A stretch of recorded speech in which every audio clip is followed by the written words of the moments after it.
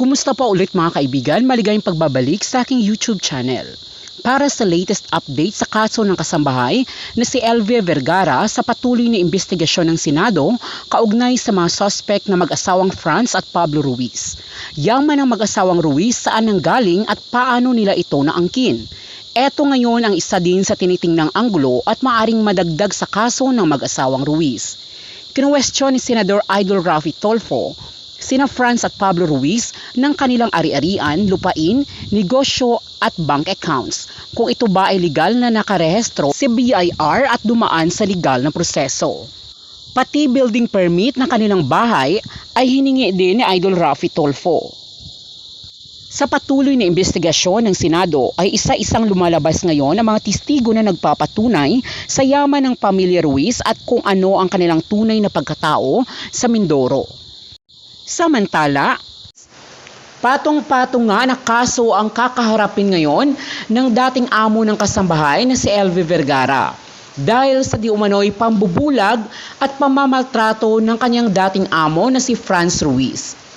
Sina Franz at Pablo Ruiz ay nahaharap ngayon sa mga kaso ng umano'y alleged violations of human rights sa kanilang mga dating kasambahay. Illegal detention, serious physical injuries, violation of anti-human trafficking law, at violation ng kasambahay. Sa ikaapat at huling investigasyon ng Senado sa pamamalupit na sinapit ng kasambahay na si Elvie Vergara sa kamay ni Franz at Pablo Ruiz sa Mindoro, natapos na nga ma-detain ng kanyang asawa noong nakaraang linggo. Sunod namang inaresto si Pablo Ruiz sanhi ng pagsisinungaling sa kakatugmang pahayag ng ilan pang mga testigo. Tiniyak naman ni Senator Jinggoy Estrada na mananatili ang mag-asawang Franz Garcia Ruiz at Pablo Jerry Ruiz sa kulungan ng Senado hanggat walang utos mula sa korte na pakawalan na sila.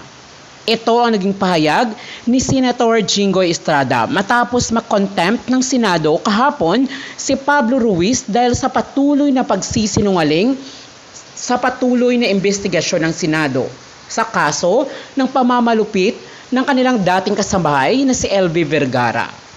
Samantala ay sumabog naman sa galit si Senator Idol Raffy Tulfo aniya ay hindi patas ang batas kaugnay sa kaso ni Elvie Vergara.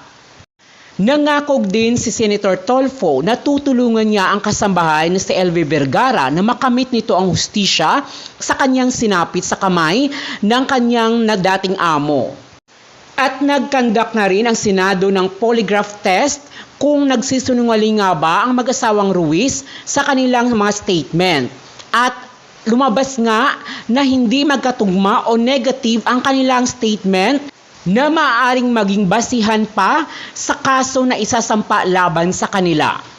Sa ngayon ay nag-aantay na lang ang marami sa magiging resulta ng kaso ng kasambahay ni si Elvie Vergara at marami rin ang naniniwala na maging positibo na magkamit ni Elvie Vergara ang hustisya laban sa kanyang dating amo ang mag-asawang Ruiz. At yan po mga kaibigan ng ating latest chika ngayon, ang update sa kaso ni Elvie Vergara, ang kasambahay na nabulag at pinagmalupitan di umano ng kanyang amo sa Mindoro. Maraming salamat po sa panunood ng video ito. Pero bagong lahat, kung hindi ka pa nakapag-subscribe at gusto mo ng ganitong mga content, please do subscribe at pakihit na rin ng notification bell. Maraming salamat po.